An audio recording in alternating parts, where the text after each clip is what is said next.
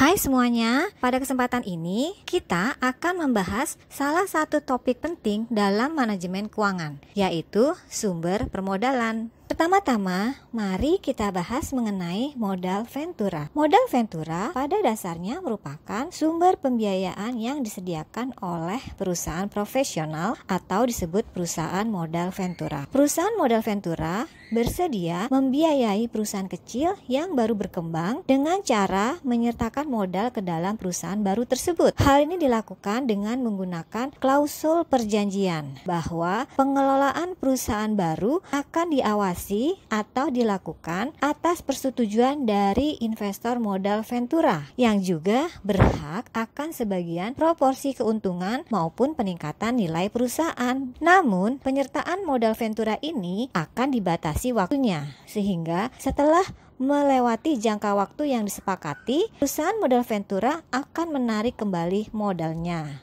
Modal ventura memiliki karakteristik sebagai berikut. Pertama, bersifat jangka panjang, di mana pembiayaannya disediakan dalam waktu yang cukup lama, biasanya hingga perusahaan dapat melakukan initial public offering atau singkat IPO. Kedua, selain pembiayaan, perusahaan modal ventura juga memberikan pendampingan berupa masukan strategi bisnis kepada perusahaan tersebut. Yang terakhir, seringkali pembiayaan yang diberikan berasal dari beberapa investor yang secara kolektif memberikan pendanaan. Sumber modal yang kedua adalah penerbitan saham. Penerbitan saham merupakan salah satu tindakan pemodalan yang biasanya dilakukan oleh perusahaan yang telah matang untuk memberikan sebagian kepemilikannya kepada pihak lain. Proses go public seperti yang disampaikan di website Bursa Efek Indonesia atau disingkat BEI adalah sebagai berikut. Pertama, mempersiapkan dokumen yang akan disampaikan ke BEI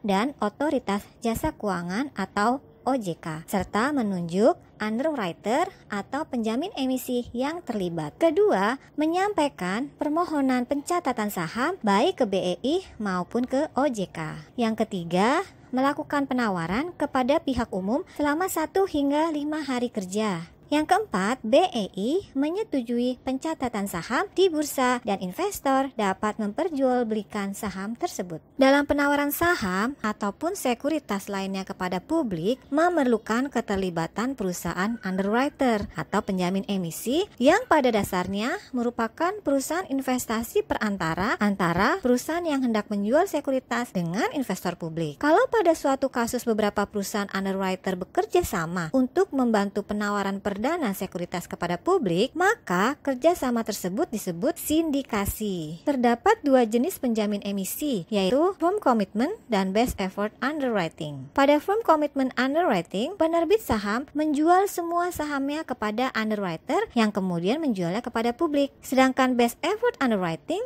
underwriter menerapkan best effort dalam menjual saham. Penerbit saham menanggung risiko apabila ada saham yang tidak terjual. Salah satu tantangan pada saat IPO adalah terjadinya underpricing, yaitu kondisi di mana harga jual saham saat IPO lebih rendah daripada nilai saham sesungguhnya di pasar. Beberapa alasan yang disebut sebagai latar belakang underpricing antara lain adalah adanya information asymmetry. Dalam hal ini, underwriter akan berusaha membujuk uninformed investor untuk membeli saham, sehingga mereka melakukan repricing terhadap saham tersebut dan menyebabkan underpricing. Selain itu, underpricing merupakan suatu strategi bagi investment bank agar klien mereka merasa diuntungkan. Pada saat penerbitan saham, harga saham yang bergerak sesuai dengan mekanisme pasar bisa mengalami penurunan. Hal ini dapat disebabkan oleh beberapa hal sebagai berikut. Yang pertama, signaling dan information asymmetry, di mana manajemen perusahaan akan menerbitkan saham saat mereka menganggap harga saham lebih tinggi daripada nilai sesungguhnya. Yang kedua, signaling dan hutang, di mana manajemen perusahaan menerbitkan saham karena sudah memiliki hutang yang terlalu banyak. Ketiga, biaya dari penerbitan saham yang sangat mahal. Biaya ini mencakup gross spread, yaitu fee yang dibayarkan terhadap underwriter, biaya langsung seperti beban legal, pajak, dan biaya administrasi, dan abnormal return dan underpricing, di mana harga saham yang turun pada saat diterbitkan. Selanjutnya, mari kita bahas mengenai right issue. Right issue adalah suatu aksi korporasi untuk menambah modal dengan cara menerbitkan hak bagi pemilik saham untuk membeli saham baru. Dengan adanya right issue, pemegang saham yang ada saat ini akan terhindar dari dilution yang bisa saja terjadi apabila ada pihak luar yang membeli saham perusahaan. Nilai dari right adalah selisih dari harga saham yang lama dengan harga saham yang turun setelah hak pembelian saham ditunaikan. Hal ini disebut juga harga ex right. Berikut ini adalah contoh perhitungan right issue. PT Zucchero mengumumkan kebijakan right issue dengan proporsi 1:2 pada harga Rp1.500. Artinya, untuk setiap 2 lembar kepemilikan saham, investor memiliki hak untuk membeli 1 lembar saham. Apabila harga saham sebelum right issue adalah Rp3.000, maka pembelian 2 lembar saham memerlukan dana sebesar Rp3.000 kali 2 sama dengan Rp6.000. Dengan adanya right issue, investor dapat membeli 1 saham baru seharga Rp1.500.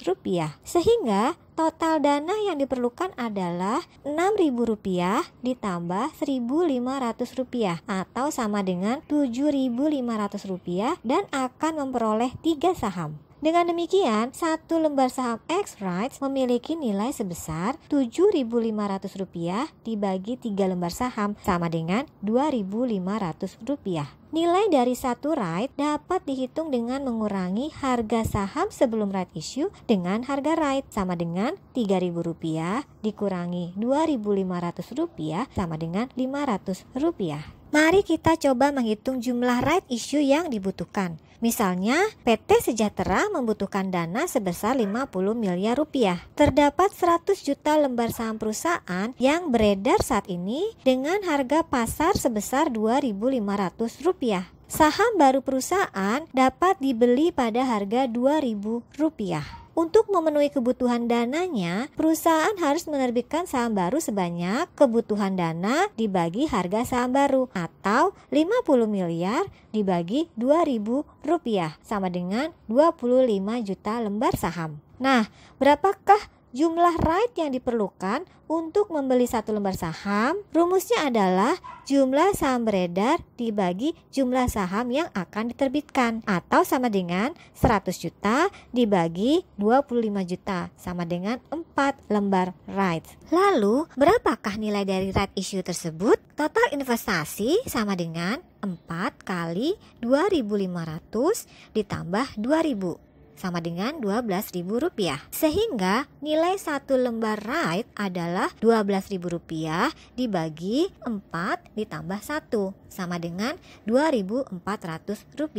Nah, kita sudah membahas mengenai pendanaan dengan modal, di mana pendanaan ini melibatkan penjualan sebagian kepemilikan perusahaan kepada investor luar. Sekarang mari kita bahas pembiayaan hutang jangka panjang. Metode pembiayaan hutang melibatkan pengembalian jumlah dana yang dipinjam oleh pengusaha ditambah dengan sejumlah biaya berupa fee atau bunga atas hak penggunaan uang pinjaman yang diberikan oleh kreditor. Beberapa jenis hutang jangka panjang adalah pertama, obligasi, yaitu surat hutang yang diterbitkan oleh perusahaan untuk mendapatkan pinjaman dari pemegang obligasi. Yang kedua, berupa hutang yang didapat secara langsung dari perusahaan lain, dari bank atau perusahaan keuangan lainnya. Perbedaan antara obligasi dan hutang langsung antara lain adalah, pertama, biaya dari hutang langsung lebih rendah karena tidak perlu mendaftarkan di bursa. Yang kedua, hutang langsung akan melibatkan persyaratan atau covenant yang lebih ketat dari pemberi hutang. Yang ketiga, hutang langsung akan lebih mudah untuk dinegosiasi ulang. Ada beberapa hal penting yang harus dipahami terkait dengan keputusan jenis sumber permodalan perusahaan, yaitu pertama, perbedaan antara metode pembiayaan hutang dengan modal atau ekuitas. Yang kedua, syarat minimal yang harus dipenuhi untuk lolos kriteria evaluasi dalam rangka mendapatkan pinjaman atau hutang, khususnya hutang komersial dari bank. Yang ketiga, faktor utama yang harus diperhatikan untuk mendapatkan pembiayaan dari perusahaan modal ventura. Dengan begitu, kita dapat memahami jenis-jenis permodalan mulai dari modal ventura, penerbitan saham, serta hutang jangka panjang. Sesi selanjutnya, kita akan mempelajari tentang kebijakan dividen. Terima kasih dan sampai jumpa pada video pembelajaran lainnya.